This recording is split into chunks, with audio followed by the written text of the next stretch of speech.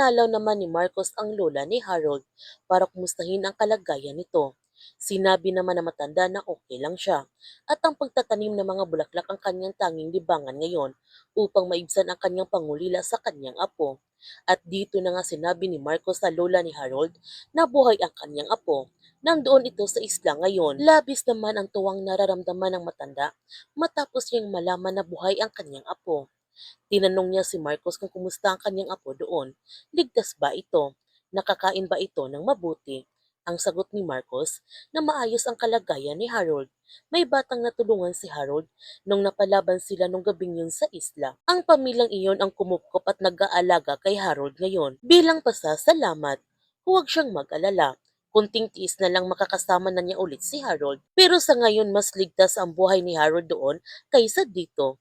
Naintindihan naman ito ng lola ni Harold at sinabihan niya si Marcos na ipangako niya sa kanya na hahanapin niya yung mga gumawa nito sa kanyang apo. Wala na dapat silang mabiktima ng iba pa at wala na dapat magluluksa dahil sa kasakiman nila. Pinapangako naman ni Marcos sa lola ni Harold na hindi siya titigil hanggat hindi nagkakaroon ng hustisya ang nangyari sa kanyang mga kasamahan. Hinahanap naman ni Lara sina Spin at Marcos sa headquarters at nagtataka siya kung bakit hindi pumasok ang dalawa. Kaya naghihinala siya na may pinaplano ang dalawa nito. Samantala, pinuntahan ni Jalil ang mga puntod nung namatay sa massacre. Bumalik sa isipan ni Jalil ang kalusnos na sinapit nila nung gabing iyon. Ang sabi ni Jalil na hindi niya gunustong masaktan at mamatay ang kahit sino sa kanila. Gusto lang niya na marisolba ang problema na hindi kinakailangan gumamit ng dahas at dumanak ng dugo. Dahil gusto niya maniwala sa isang mundo na payapa at walang kinakailangan masaktan at mamatay. Pero nagkamali siya. Siguro kung hindi niya pinipigilan ang kanyang ama at ang mga kasamahan nito na gumamit ng armas, baka buhay pa ang marami sa kanila.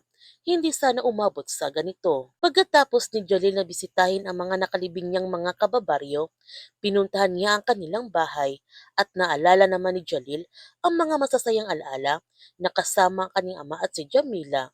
Kahit hindi siya totoong anak ni Dato Raman, hindi niya ito nararamdaman dahil binusog siya ng pagmamahal ni Dato Raman na parang totoong anak. Ano na ang mga pinaplano ngayon ni Jalil?